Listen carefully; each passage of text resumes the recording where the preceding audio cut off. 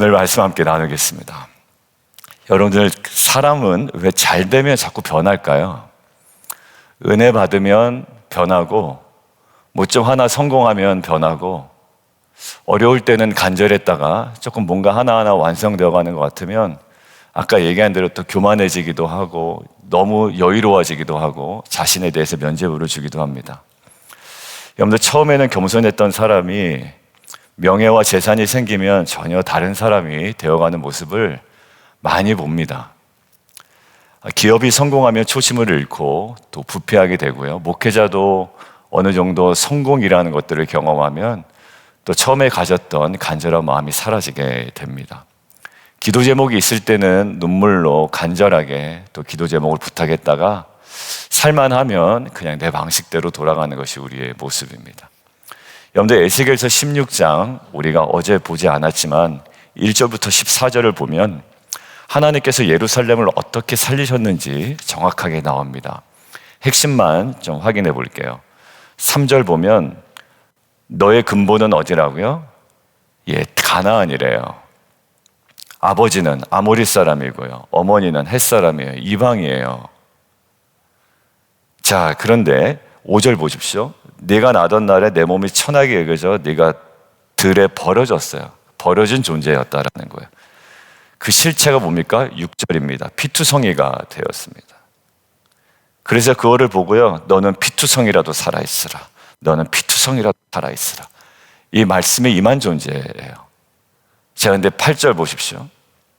내게 그래서 맹세하고 언약하여 너를 내게 속하게 하였느니라. 나 주 여호와의 말이니라.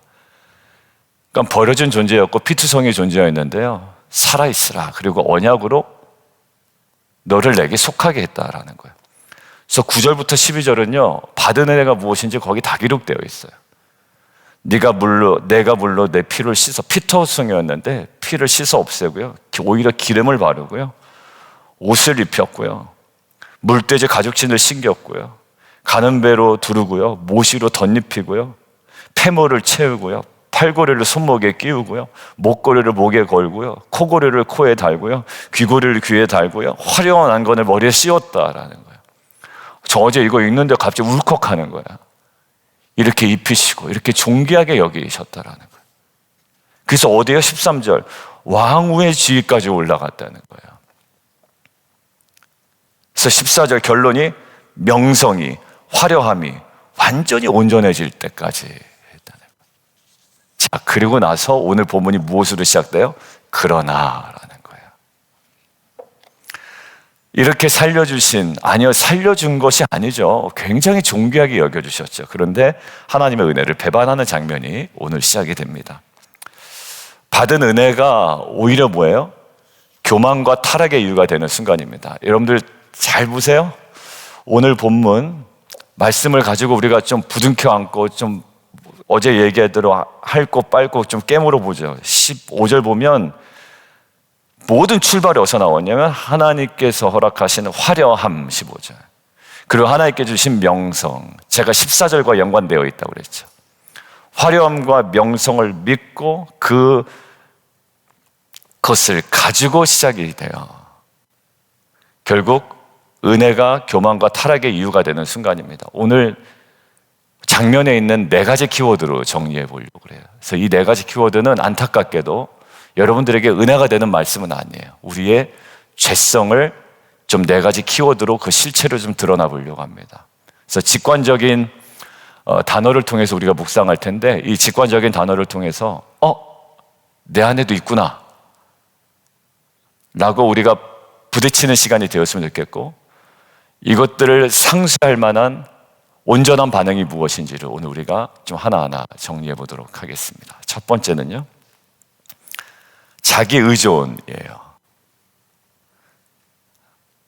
제가 오늘 새벽에 오다가 저희 딸들한테 물어봤습니다. 이거 자기 의존, 한국어 약간 불편하신 분들이 모르는데 영어로 이렇게 얘기하면 될까? 그랬더니 그러면 될 것 같아요. 셀프 릴라이언스입니다. 자기 의존이에요. 여러분들 여기 보세요. 내 화려함을 믿고 내 명성을 가지고 뭘 했어요? 행음합니다. 하나님께서 허락하신 거예요. 14절에 내 화려함으로 말미암아 명성이 이방 중에 퍼졌음은 내가 내게 입힌 영화로 내 화려함이 온전해졌다라는 거죠. 누가 하신 거예요? 하나님이 그에게 주신 거예요. 자, 그런데 여기서 믿고 한번 밑줄 그어놓으시죠. 믿고. 바타흐라는 히브리어인데요, 이게 의지하고 신뢰하다라는 거예요. 그러니까 지금 이 순간이 어느 지점이냐면 뭔가 하나님의 은혜를 얘기하는 것 같은데 교만하다라는 느낌을 줄 때가 있다고 그랬죠. 그리고 받을 때가 있다고 그랬죠. 하나님이 주신 은혜를 마치 내 힘으로 얻은 것처럼 착각하는 순간이에요. 이스라엘은 하나님이 주신 구원과 복을 자신의 능력과 결과처럼 여겨졌습니다. 여러분들, 은혜를 은혜로 계속 견지하지 않으면 교만이 시작됩니다. 여러분들, 우리 교회가, 그리고 나의 비즈니스가, 여러분들의 일터가, 심지어 여러분들이 갖고 있는 그 귀한 달란트들이 있잖아요. 이게 은혜로 딱 붙들려 있지 않으면요, 그 하나하나가 굉장히 교만스럽게 나타나요. 그 사람의 센스 있는 것, 그 사람의 탁월한 재능, 이것이 은혜 의식 속에 붙잡혀 있지 않으면 상당한 교만으로 나타나는 거예요. 그리고 그것이 은혜가 아니기 때문에 셀프 릴라이언스, 자기 의존에 푹 빠져버려요. 히스기야 왕 한번 기억해 보세요. 아주 경건한 왕이었어요. 히스기야 왕은 선왕 중에 선왕입니다. 하나님께 기도해서 아수르의 공격도 막아냈던 왕이에요. 한순간에 18만 5천 명이 다 죽어나가잖아요. 누구의 기도 때문에? 히스기야의 기도 때문에. 그런데 그가 심각한 병에 걸렸을 때 또 눈물로 기도합니다. 하나님이 어떻게 해주세요? 낫게 해주시죠. 면벽기도, 히스기야의 면벽기도, 벽을 보고 기도했더니 하나님께서 몇 년 더 살려주세요? 15년 더 살려주신다. 은혜죠. 여러분들, 우리가 병에서 회복되는 것도 모든 흔적이 뭐냐? 성경은 그것을 은혜라고 합니다. 너의 호흡도 은혜다. 그러니까 우리가 그 모든 것들을 은혜로 감싸지 않으면 셀프 릴라이언스, 빠지기 쉬운 존재, 죄성이 있다라는 그런 죄성이, 죽기 전까지는. 연장의 둘뿐만 아니라 하늘의 그 해 그림자를 뒤로 물러가게 하시는 놀라운 표징까지 보여주죠. 여러분들에게 그런 표징 보여주면 여러분들은 안 변할 것 같잖아요. 근데 히스기야가 어떻게 됩니까? 병이 낫자마자 히스기야 마음에 교만이 찾아옵니다. 하나님께서 역사하셨습니다. 막 나눴는데 그 마음에 깊은 곳에 교만이 있는 거예요. 바벨론에서 사신이 오자 뭘 보여주나요? 자기의 궁궐 보물창고 다 보여줍니다. 왜요? 셀프 릴라이언스, 자기 의존이에요. 이거 봐라, 이거 봐. 그런데 바벨론 사신 왔으면 딱 뭐만 얘기하면 돼요? 하나님께서 날 살리셨다. 근데 이게 은혜의 고백이거든요. 근데 왜 뚱딴지처럼 왜 자기의 창고, 왜 다 곡간, 이거 왜 보여줘요? 결국 내가 이만큼 가진 사람이다 라는 것들을 이야기하는 거죠. 하나님이요, 그 뒤로 히스기야를 징계하십니다. 깨닫게 하시는 거야. 아, 은혜 아니면 안 되는구나. 뭐 다 잘 풀리는 것 같았는데 은혜 아니면 안 되는구나. 여러분, 하나님이 이스라엘을 은혜로 감싸주시고 명예롭게 하시고 화려하게 하시고 아름답게 하시고 온전하게 하셨어요. 근데 그거를 자기 것으로 착각을 했던 거예요. 여러분들, 이런 착각을 누가 하기 좋을까요? 세상의 부자들이에요. 그리고 세상에 많이 배웠다고 하는 사람들. 여러분들 상당히 강합니다. 자의식이 강하고 셀프 릴라이언스 강해요. 또 좋은 직장 갖고 다니는 사람들, 경제적으로 어렵지 않은 사람들, 건강한 사람들, 23년 동안 달리기 했다고 하는 저 같은 사람들. 그래서 저한테는 반대로 그런 사람들이 얘기해요. 과신하지 마. 이런 이야기들 많이 해주는 사람이 있어요. 그래서 제가 깨달아요.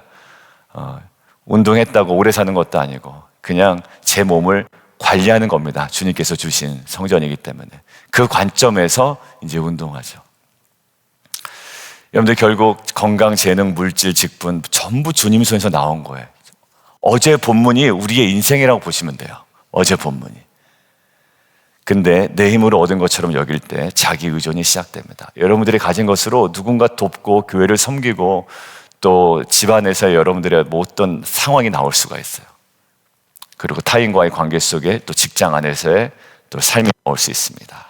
결국 내가 붙잡고 있는 그 안정감의 근거가 내가 가진 것 무엇이 아니라 내게 허락하신 그 모든 것들을 허락하신 하나님의 은혜에 대한 관점, 자기 의존에서 벗어나고 전적으로 이제 누구를? 그 모든 것들을 허락하신 하나님께 의존하는, 그래서 자기 의존에서 어디로 가야 돼요? 하나님을 향한 전적인 의존으로 살아가는 저 여러분 되기를 주님의 이름으로 축원합니다. 여러분들, 이 사람들이 그래도 계속적으로 하나님을 의존했다면 그렇지 않았을 거예요. 그러나라는 단어가 나오지 않았을 겁니다. 두 번째요, 배은망덕입니다. 죄성의 딱 도드라진 특징이 배은망덕이에요. 인간관계에서도 그렇죠. 하나님이 주신 뭐예요? 여기 보세요. 제가 어제 묵상하다가 동그라미 쳐놨는데, 또 내가 준, 분명히 하나님께 주셨다고 명시합니다. 좀 치사해요, 사람들 사이에서는. 야, 내가 돈 빌려줬잖아. 이거 굉장히 치사한 얘기인데 하나님 어디로부터 이것이 왔는지를 얘기합니다. 저와 여러분이 갖고 있는 건강, 모든 것 어디로부터? 하나님께로부터 왔어요. 어느 것 하나 하나님께로 오지 않은 것이 없어요. 하나님 굉장히 치사하게 나열하십니다. 금, 은, 장식품 내가 너를 위하여 내가 너에게 줬다. 그리고 18절 나의 기름과 향을 줬다. 내 음식물 너한테 줬다. 근데 그것을 어디다 갖다 바칩니까? 하나님께 받았으면 어디다 갖다가 드려야 돼요? 하나님 감사합니다. 그게 보통 뭐예요? 뭐 11조, 헌금 뭐 이런 것도 되잖아요. 이게 하나님께로부터 왔습니다라고 하나님께 온전히 감사로 드려야 되는데, 감사가 이어지지 않을 때 뭐냐? 우상에게 그 영광을 돌리는, 이게 되게 희한하죠. 내가 우리 이순남 권사님, 마리아 권사님에게 은혜를 많이 입었어요. 많이 입었다고요? 근데 오히려 은혜를 입은 마리아 권사님 전혀 신경 안 쓰고 딴 사람한테 모든 것들을 같이 바쳐요. 그것이 만약에 좋은 그림이라면 이런 그림이겠죠. 더 어려운 사람을 섬긴다 뭐 이런 거야. 선용되는 거겠지만, 지금 뭡니까? 하나님으로부터 받은 것을 가지고 누구한테 갖다 바쳐요? 우상에게 갖다 바친다. 배은망덕. 여러분들, 기드온 기억나세요? 사사시대의 기드온.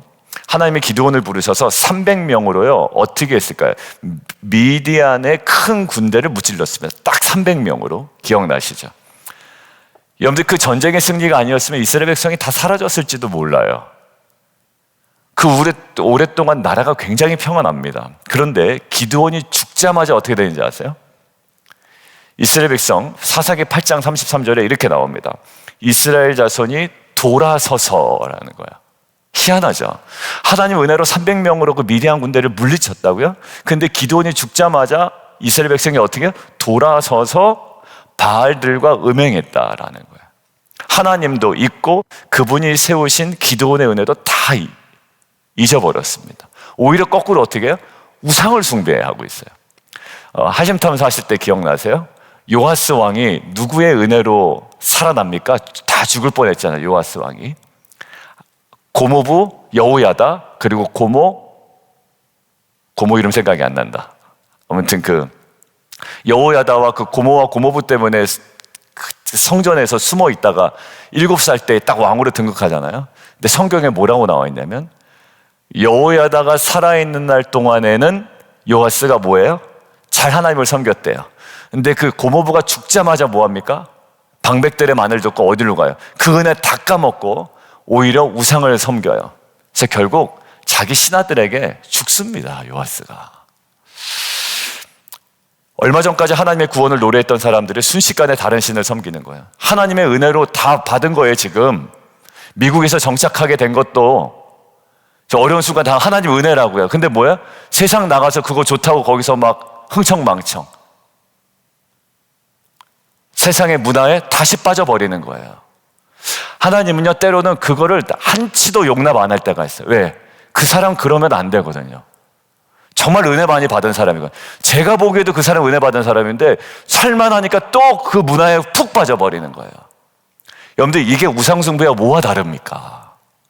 근데 하나님은요, 사랑하시는 자에게는 그거 꼭 짚고 넘어가더라고요.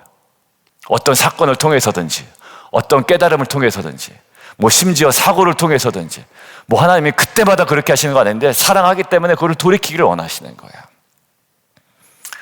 여러분들, 결국 입혀주신 옷, 장식, 주신 자녀까지 우상 앞에 바쳤습니다. 결국 기드온 때에 이스라엘이 하나님의 구원을 잊어버리고 바알에게 돌아간 것과 같습니다. 은혜를 기억하지 않으면 은혜를 주신 하나님을 배신하게 됩니다. 여러분들, 이때 우리가 이것들을 막아야 되는 것이 무엇일까요? 감사예요. 아까 셀프 릴라이언스를 막기 위한 것이 뭐라고요? 하나님에 대한 전적인 의존. 근데 이 배은망덕을 막기 위한 하나님은 철저한 감사입니다. 세 번째는요, 아이덴티티를 잃어버린 거예요. 정체성을 상실해버립니다. 여러분들, 진짜 제가 이거 보고 미쳤구나 이런 생각이 들었습니다. 여러분들, 약간의 농담을 섞으면 창녀로서의 아이덴티티도 잃어버린 사람이에요. 이 사람은. 아까 읽어보셨죠?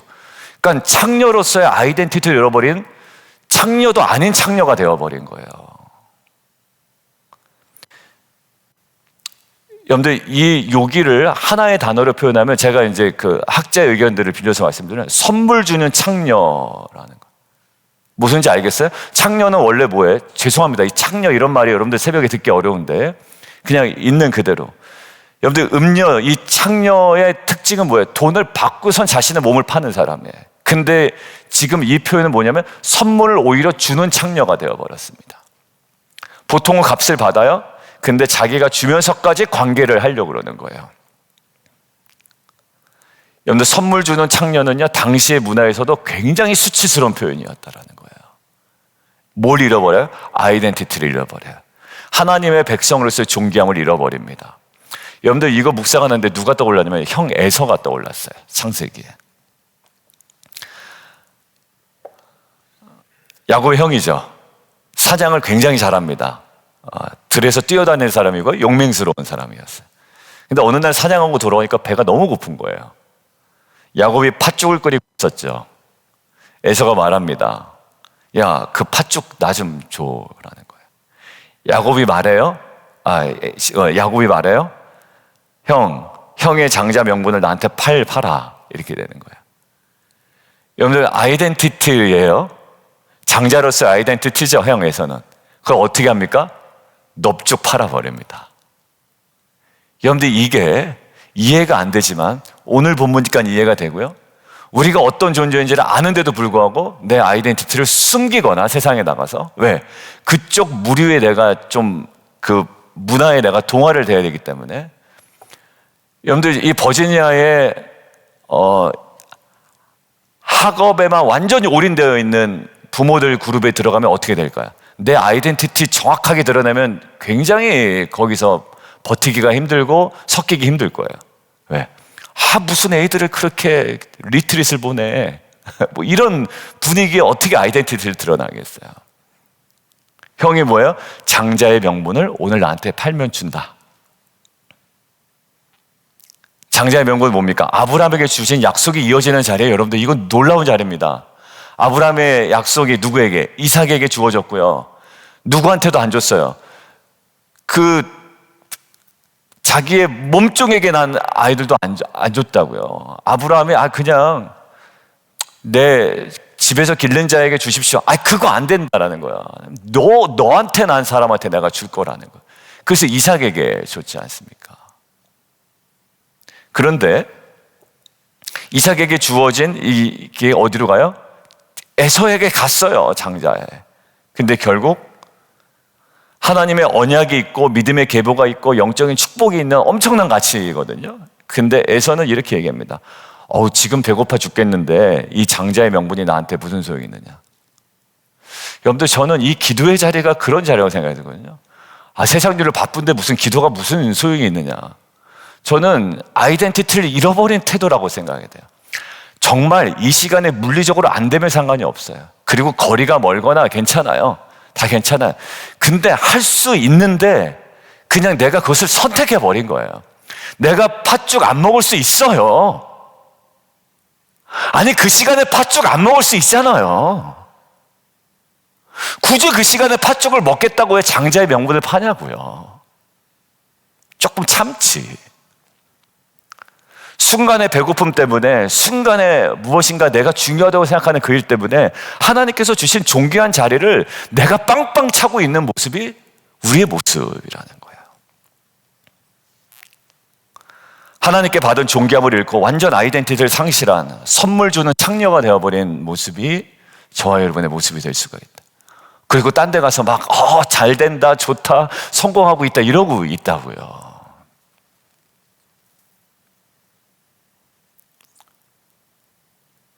각자마다의 부르심이 있는 것 같아요. 그리고 하나님 그 부르심을 기억나게 하시는 것 같아요. 네 아이덴티티는 그게 아니야. 세상에서 지금 아무리 성공해도 너 아이덴티티는 그게 아니야. 때로는 직업을 바꾸기도 하시고, 때로는 나의 태도를 바꾸기도 하시고, 그냥 하나님 앞에 껄렁껄렁했던 나의 태도가 이제는 정말 나의 주인이구나 라는 이 태도를 하나님께서 취하기를 원하세요. 제가 얘기했죠. 이라크에 선교지 갔는데 우간다 선교사님이랑 같이 있는데 간사님 그냥 재밌게 놀다가 저를 제자리에만 갖다 놓으세요. 그러니까 제가 그냥 다 좋은 게 좋은 거라고 막 했던 모양이에요. 그 당시에 20대 후반대에 기아다치 끼고 간사님 얼마나 철부지였겠어요. 우리가 하나님 앞에서도 그래요. 하나님이 어떤 분이신지 제대로 모르니 하나님 앞에 우리의 태도가 그런 거예요. 내가 받은 아이덴티티가 무엇인지를 모르니 그냥 막 바꿔버리는 거죠. 그때그때. 네 번째요. 하나 더 볼게요. 중독이 돼버려 이제. 죄성이 계속 강화되죠. 처음에 셀프 릴라이언스 그냥 그럴 만해요. 자기 의존해요. 근데 어떻게 돼요? 두 번째가 배은망덕해. 은혜 잃어버려. 딴 데 가서 막 다 갖다 바쳐요. 세 번째 정체성을 다 잃어버리고요. 네 번째가 중독이에요. 애굽 이스라엘 백성 보세요. 애굽, 블레셋, 아수르, 바벨론과 끊임없는 새로운 관계를 맺어요. 여기 보면 누구랑이에요. 그러나 만족은 없고요. 더 큰 공허만 있습니다.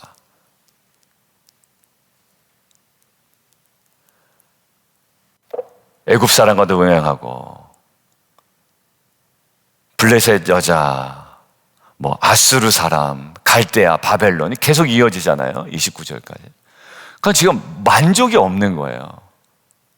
그러니까 집사님 이제 기도하세요. 새벽에 좀 나오세요. 아니요, 제가 이것만 하고요. 거기에 완전 딱 그게 나의 우상이 되어버린 거예요. 여러분 솔로몬이 생각이 나더라고요. 솔로몬. 여러분들 제가 딱 두고 솔로몬처럼 안 되게 해주세요. 제가 그 기도를 합니다. 왜냐하면 솔로몬이요 세상에서 그런 은혜 받은 사람 없어요. 여러분들 솔로몬보다 더 은혜 받은 사람이 돼보세요. 없어요. 그런데 솔로몬은 어떻게 됩니까? 지혜, 부, 명예 최고의 복을 누린 사람이죠. 처음에 하나님이 사랑했어요. 뜨거웠어요. 성전도 지었어요. 다윗에게는 허락되지 않은 성전을 솔로몬이 지었다고요. 나라도 어떻게 해요? 부강해졌어요. 한마디로 비즈니스 잘 됐단 말이에요. 직장에서도 성공도 하고 아이들도 좋은 대학도 가고 말이에요. 다 좋았단 말이에요. 근데 성경이 말년에 솔로몬에 대해서 이렇게 얘기합니다. 솔로몬이 이방의 많은 여인들을 사랑했다. 처음에는 어떻게 해요? 정치적인 동맹 때문에 결혼했을 겁니다. 애굽의 왕의 딸, 모압, 암몬, 에돔, 시돈, 헷 여인들 여러분들 계속 여러 가지 목적 때문에 비즈니스가 잘 돼야 된다는 목적 때문에 성공해야 된다는 목적 때문에 나라를 부강해야 된다는 목적 때문에 일터에서 뭔가 두각을 드러내다는 목적 때문에 계속 결혼하고 그러면 안 되는데 하면서도 뭔가 했을 거예요. 근데 어떻게 돼요? 그게 점점 쾌락의 길에 되고 그것이 목적이 되고 우상숭배의 문이 됩니다.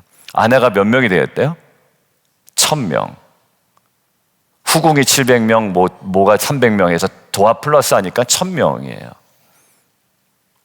세보진 않았겠죠. 그 정도로 셀 수 없이 많았다라는 거예요. 결국 그 여인들을 섬기던 신을 따라 솔로몬도 제단을 쌓고 절했습니다. 처음에는 정치와 외교였어요. 처음에는 그냥 비즈니스였어요. 처음에는 그냥 전략이었어요. 하나는 그냥 그 스트래티지였어요. 그냥 하나의 전략이었다고요. 성공하기 위한. 그런데 그 자리에서 못 빠져나왔어요. 저는 빠져나오기를 간절히 기도하고 있어요. 결단만 하면 돼요. 저는 빠져나오기를 기도하고 있어요. 왜냐하면 그게 우선은 아니기 때문에 그렇습니다. 하나님의 마음에서 멀어지고 예루살렘 안에 온갖 우상신전이 세워졌습니다. 여러분들 솔로몬이 대단한 사람이었어요. 저와 여러분보다 신앙이 더 뛰어난 사람이었어요. 뭐라고 합니까? 너 뭐 구하겠냐? 하나님 전 다른 거 구하지 않아요. 저는 지혜만 구해요. 여러분, 하나님 감동받아서 구하지 않은 것까지 주시는 사람이에요. 거기도 완전 맥을 못 친다고요. 여러분들 자신하지 마시고 내가 지금 어디에 자리를 틀고 있는지, 어제 본문처럼 성경, 내가 지금 어느 자리에 앉고 있는지를 보시고 이 중독의 자리에서, 여러분, 약물 중독만 중독이 아니에요. 술 중독만 중독이 아니라요, 일 중독도 엄청난 중독입니다. 결국 그 관계와 쾌락의 중독이 되어 하나님을 잊어버립니다. 솔로몬의 말년과 똑같아요. 여러분들, 더 많은 것을 찾아가는 발걸음을 멈추고 더 귀한 것을 찾아가는 저와 여러분 되기를 원해요. 더 많은 것을 추구하기보다 더 값진 것을 추구하는 저와 여러분 되기를 원합니다. 자, 결론이에요.